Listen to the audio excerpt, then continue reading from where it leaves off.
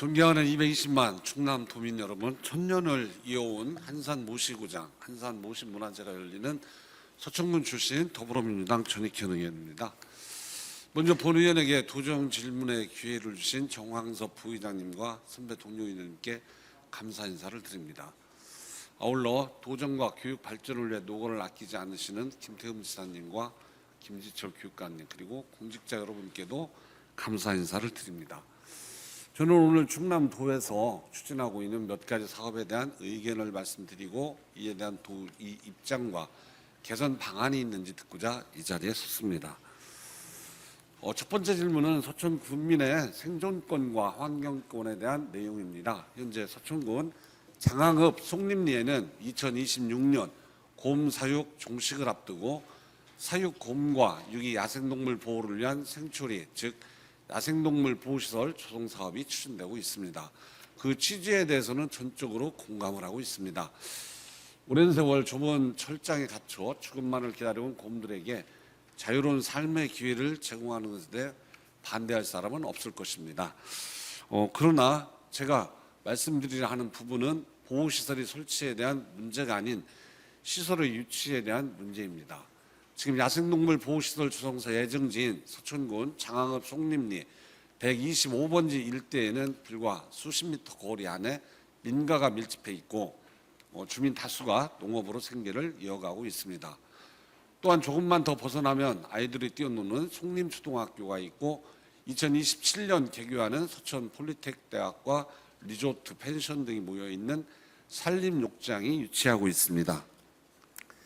민가와 대형 가축 농장 또는 사육장의 인접 공간 안에 공존하는 것은 쉽지 않은 일입니다. 동물 탈출에 대한 위험, 악취와 오염 물질에 따른 전염병에 대한 우려 등 항시 많은 민원과 다툼이 빈번하게 일어나고 있습니다.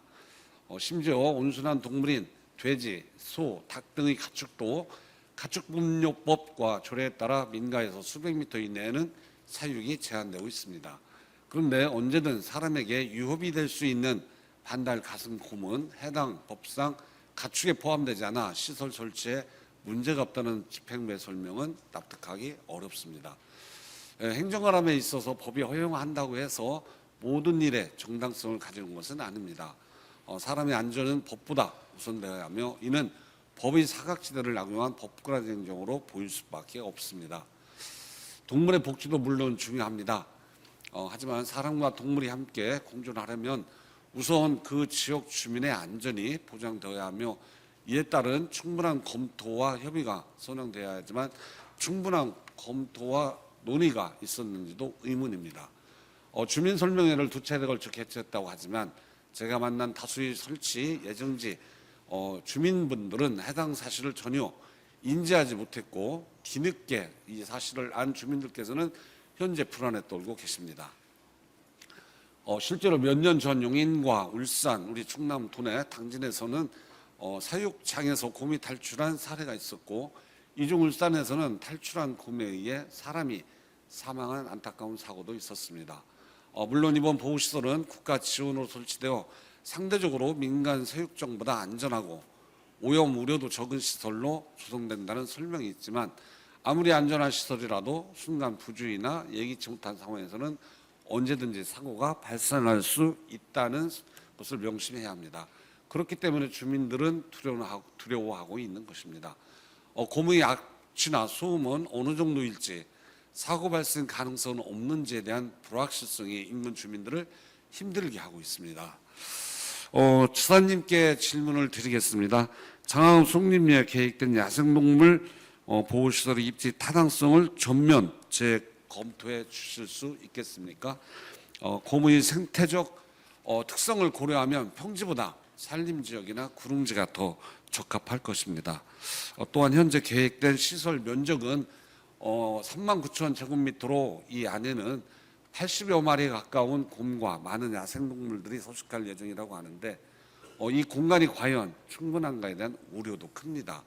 이는 곰의 야생성을 회복시키고 안락한 쉼터를 제공하기보다는 이전과 크게 다르지 않은 환경에서의 사육이 반복되면서 악취, 전염병, 주민 갈등을 유발할 수 있다고 생각합니다.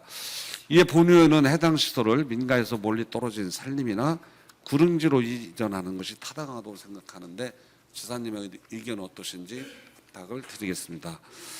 만약 현재 추진 중인 사업을 철회하기가 이미 진행 중인 사업이라서 어렵다고 한다면 인근 주민들이 걱정 없이 지낼 수 있는 실질적인 안전대책 마련이 반드시 필요하다고 보입니다. 특히 사육시설 예정지에서 겨우 100여 미터의 거리에 거주하는 주민들은 수십 마리의 곰과 인접해 사는 것이 두려워 거주지 이전도 건의하고 있습니다. 만일의 사태에 대비해 불안에 떨고 있는 인접 주민들을 위해 거주지 이전 대책도 한 방안이라고 생각을 합니다. 주민들을 위한 모든 방안 마련 과정에는 인근 주민들이 직접 참여해야 하며 완공 전까지 안전성 확보, 악취, 소음, 전염병 등 2차 피해 예방 방지 대책 또는 주민들이 거주지 이전 지원 등이 구체적으로 포함되어야 한다고 생각하는데 이에 대한 지사님의 입장을 듣고 싶습니다. 야생 동물을 보호하자는 우리의 선한 의도가 주민의 생존권 침해로 이어져서는 안 된다고 생각을 합니다. 지금부터라도 도에서는 정부 그리고 서천군과 협의해서 사람과 자연이 함께 공존할 수 있는 지혜로운 결단을 내려주시길 부탁을 드리겠습니다. 두 번째 질문입니다. 충청남도는 도민의 건강 증진과 생활 속 걷기 실천을 장려하게 걷주라고 하는 앱을 개발하고 도비를 투입하여 운영해 왔으며 현재까지 60만 명에 달하는 이용자를 확보하는 등 높은 관심과 참여를 이끌어냈습니다. 그러나 최근 언론 보도에 따르면 앱 운영의 총체적인 부실로 인해 충남 도정의 신뢰가 크게 훼손되었습니다. 영상 한번 보시겠습니다. 작년부터 목표 걸음을 달성하면 포인트를 받아 현금처럼 쓸 수 있는 걷기 앱 걷주입니다. 충남도 체육회가 2020년 출시해 지난해 가입자가 50만 명을 넘었습니다. 그런데 지난해 9월 돌연 먹통 사태가 빚어졌습니다. 접속이 지연되거나 걸음이 반영 안 되는 사례가 석 달 동안 속출했습니다. 이에 충남도 감사위원회가 감사에 착수해 최근 결과를 공개했는데 전반적인 운영 부실이 드러났습니다. 체육회가 기능을 개선한 시즌2 앱 개발과 운영을 위해 새 업체를 선정하는 과정에서 기존 앱에 대한 유지 보수 책임을 명확히 하지 않아 관리 공백이 발생한 겁니다. 먹통 사태로 앱 광고 계약을 맺은 한 은행에 1,000만 원의 손해배상금을 지급한 사실도 확인됐습니다. 앱을 관리하는 IT 전문 인력조차 배치되지 않았습니다. 전문 인력이 단 한 명도 체육회에 없다 보니까 실질적으로 관리나 운영에 있어서 문제점이 많이 노출이 돼 있었고요. 이 밖에도 실적 보고서에 앱 광고 수익금을 누락하고 체육회 운영비 등으로 사용한 점과 시즌2 앱 업체 선정 평가위원회를 구성하면서 공모를 거치지 않고 위원을 위촉한 점도 감사에서 지적됐습니다. 충남도 감사위는 감사 결과에 따라 충남도 체육회와 충남도에 관련 직원 2명을 주의, 1명을 훈계 처분하라고 통보했습니다. KBS 뉴스 성용입니다.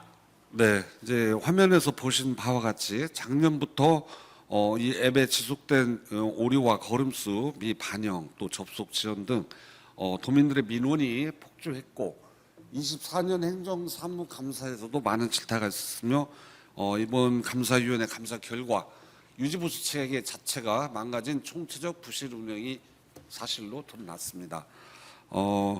심지어 광고 계약을 체결한 업체에는 앱 먹통 사태로 인해 1,000만 원의 손해배상금을 지급했고 광고 수익이 체육회 운영비로 전용되는 등 예상 집행의 투명성도 문제로 지적이 됐습니다. 지사님께 질문 드리겠습니다. 이 같은 문제의 근본적 문제는 걷주 운영을 담당하는 전문 인력의 부재에서 비롯되는 것이라고 생각을 합니다. 2024년 행정사무감사에서 지적을 포함해서 수많은 민원이 제기되기까지 업무 공백 등에 대해 빠르게 조치되지는 않은 사유가 무엇인지 설명을 부탁드립니다. 또한 이 앱이 365일 24시간 이용되는 만큼 앞으로는 같은 일이 반복되지 않도록 상시 대응이 가능한 유지보수 체계를 갖추고 특히 걷주 운영을 전담하는 직원이 있어야 한다고 생각하는데 이에 대해 어떻게 생각하시는지 답변해 주시기 바랍니다. 아울러 광고 수익금, 도민들에게 지급하는 경품 구입과 지급 내역 보다 더 투명하게 운영되어야 한다고 생각이 됩니다. 이에 대한 대책도 마련되어 있는지 질문을 드리겠습니다. 도민들은 하루하루 걷주 앱과 함께 걷고 있습니다. 비록 서비스 차원에서 제공하는 것이고 중대한 사안은 아닐지라도 작은 불편이 쌓이면 불신이 되고 결국은 도정에 대한 신뢰를 무너뜨릴 수 있다고 봅니다. 단순한 앱 하나의 문제가 아니라 소소한 행정 하나하나가 도민들의 삶과 직결된다는 점을 잊지 말아주시길 당부를 드리겠습니다. 마지막 질문입니다. 지난 2023년 존경하는 안장원 의원님 대표 발의로 충청남도 대일 항쟁기 강제동원 피해자 지원에 관한 조례를 제정을 했고, 이에 따라 도에서는 시행 규칙을 마련해서 2025년 5월 기준 55명의 대상자에게 월 10만 원의 생활 보조비와 월 5만 원의 건강관리비를 지급하고 있습니다. 특히 충청남 도는 전국에서 유일하게 대상자 남녀 모두에게 지원하고 있고 시행조차 하지 않는 타 시도에 비해 선도적인 역할을 하고 있다는 점에서 높이 평가받을 만하다고 생각을 합니다. 현재 이분들은 모두 90세 이상의 노인으로 과거에 큰 아픔을 겪었고 삶의 마지막까지 국가로부터 위로와 배려를 받을 자격이 있는 분들이라고 생각을 합니다. 다만 아쉬운 것은 지원 금액이 너무나 현실적이지 않다라고 하는 것입니다. 타시도의 현황을 살펴보면 현재 우리 도를 제외한 7개 시도의 생활 보조비는 월 30만 원이고 건강관리비 또한 월 20만 원에서 50만 원을 지급하고 있는 등 우리 충남의 3배, 최대 10배까지 차이가 나고 있습니다. 이와 관련하여 집행부에 질의한 결과 우리 도는 여성만 지급하고는 타 시도에 비해서 남녀 모두에게 지급하고 있기 때문에 예산 규모 면에서 훨씬 크다고 합니다. 하지만 저는 이 지원금을 살펴볼 때 규모가 아니라 현실적인 부분을 더 고려하고 더 나아가 역사에 대한 책임의 관점에서 접근해야 한다고 생각합니다. 현실적인 물가만 고려를 하더라도 월 10만 원이라는 금액이 매우 적은 금액이라는 것에는 동의한 사람들이 많을 것입니다. 또한 90세 이상 고령 대상자에게 월 5만 원의 건강관리비는 실효성이 터무니없어 부족하다고 보입니다. 대일 항쟁기 강제동원 피해자에 대한 보상은 경제성의 논리로 접근해서는 안 됩니다. 또한 단순히 퍼주기식 복지 정책으로 치부할 성질도 아니라는 생각입니다. 이는 강제동원이라고 하는 역사적 비극에 대한 책임 있는 태도를 보여주는 것이라고 생각을 합니다. 지사님께 질문을 드리겠습니다. 대일 항쟁기 강제동원 피해자들에 대해 타시도 수준 이상의 현실적인 지원을 해주실 의향이 있으신지, 그리고 또한 피해자분들에 대한 단순 생계 지원을 넘어서 충청남도 강제동원 피해자 지원에 관한 조례 제5조에 따른 추도 사업이나 역사 교육, 명예회복을 위한 사업 등 다각적인 지원 방안 이런 마련 계획이 있는지 함께 질문을 드리겠습니다. 우리 도민들은 과거 아픔을 기억하고 미래의 정의를 실현한 충청남도를 지지하고 있습니다. 그 기대에 부응하는 실질적 실천을 도정이 보여주시길 부탁드리며 이상으로 질문을 마치겠습니다. 긴 시간 경청해 주셔서 대단히 감사합니다. 고맙습니다. 전익현 의원님 수고하셨습니다.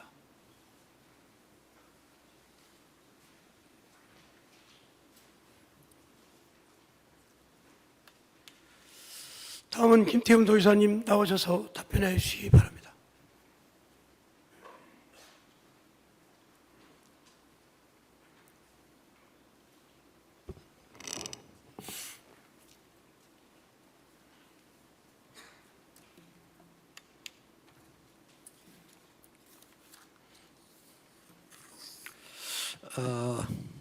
전익현 의원님께서 서천군 야생동물 보호시설 설치 재검토에 관한 질문과 거주앱 안정적인 운영을 위한 대책, 대일 항쟁기 강제동원 피해자 지원금 상향 필요성 관련해서 3가지 질문을 주셨는데, 첫 번째 서천군 야생동물 보호시설 설치와 관련해 말씀을 드리면, 정부는 옹담 채취용 곰 사육으로 인한 동물 학대 및 열악한 사육 환경 등 사회적 문제를 해소하기 위해 2024년 1월 곰 사육 금지 조항을 야생동물 보호 및 관리에 관한 법률에 신설하였고 2026년 1월부터 곰 사육이 전면 금지가 됩니다.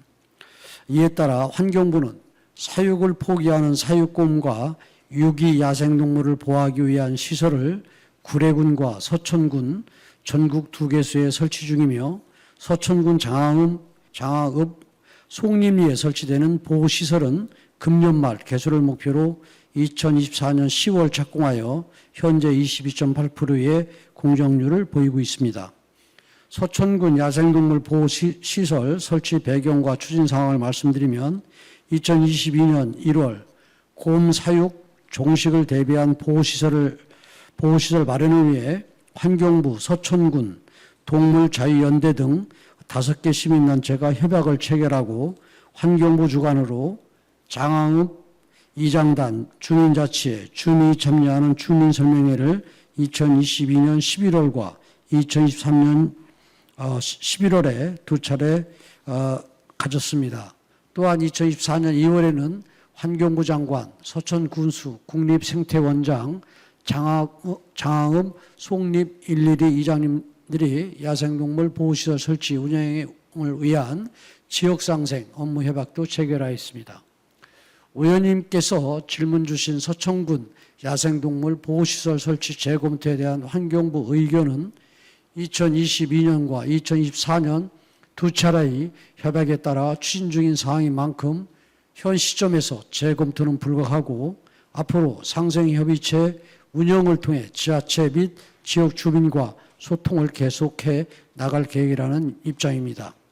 아울러 보호시설 운영은 단순 사육이 아닌 전시, 관람, 교육시설을 겸비한 동물원 허가를 받아 야생동물 관리 전문성을 보유한 국립생태원에서 관리할 예정이라 하는 말씀을 드립니다.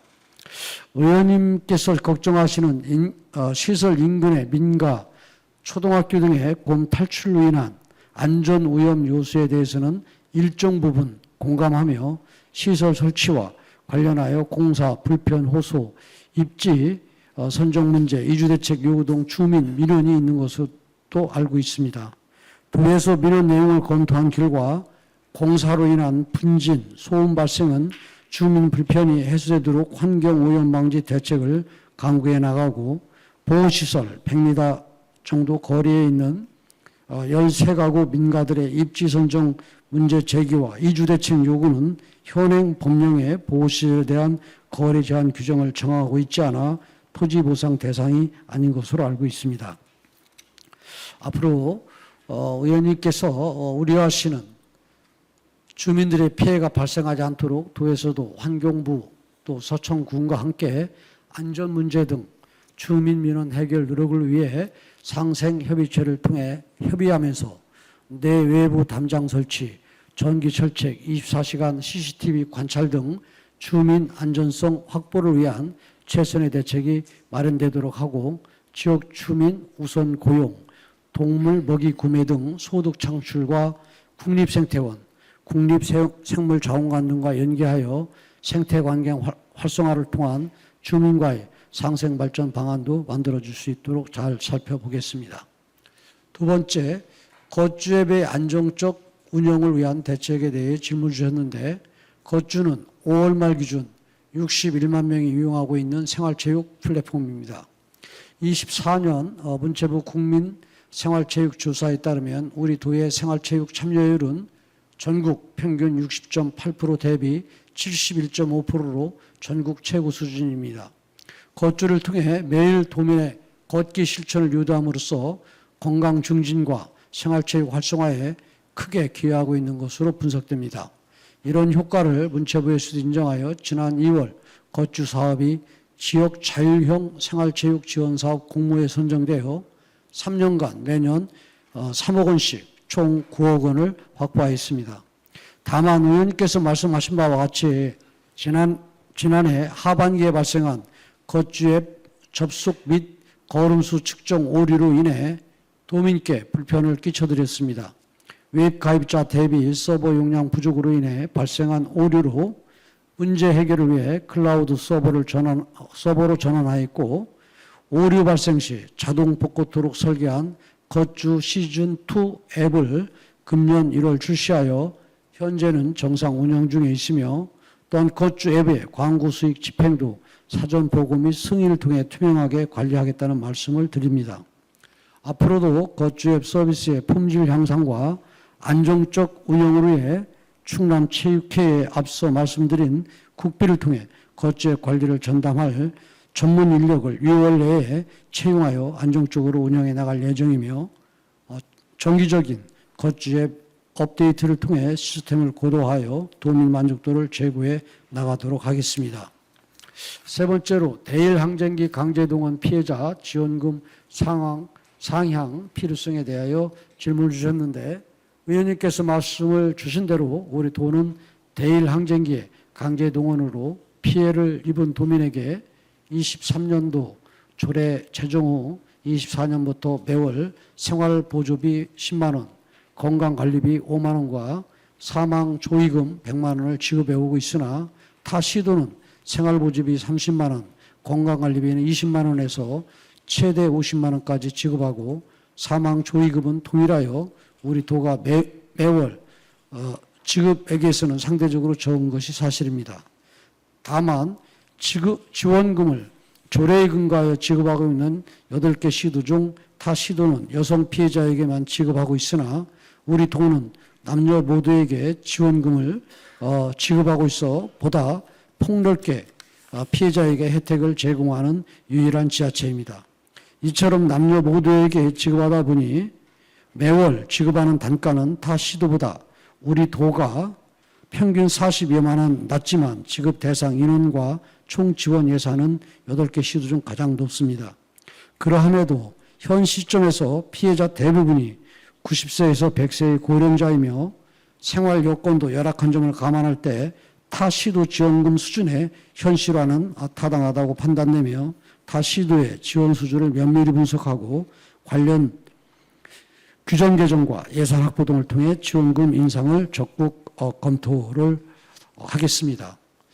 이 대일 항쟁기 피해자 지원 이 현황들을 보면 실은 여성들은 뭐 몇 명 되지 않습니다. 예를 들어서 서울 같은 경우는 총 70명인데 여성이 9명이고 인천 같은 경우도 총 25명인데 2명이고 우리 도 같은 경우도 55명인데 남자가 53명이고 여자는 2명입니다. 그렇기 때문에 타 시도에서 4명, 5명들한테 지금 제가 말씀드린 것처럼 주는 이런 부분들 액수가 얼마 되지 않습니다. 저희 충남도는 남자가 53명입니다. 그리고 여성은 2명이고 여성 2명한테는 100만 원씩도 줄 수 있습니다. 그런데 우리 도는 타 시도에서는 여성들만 주는데 우리는 남성들한테 주고 그러기 때문에 전체 액수적인 그런 측면에서는 우리가 적게 나가지 않는다 하는 말씀을 드리고요.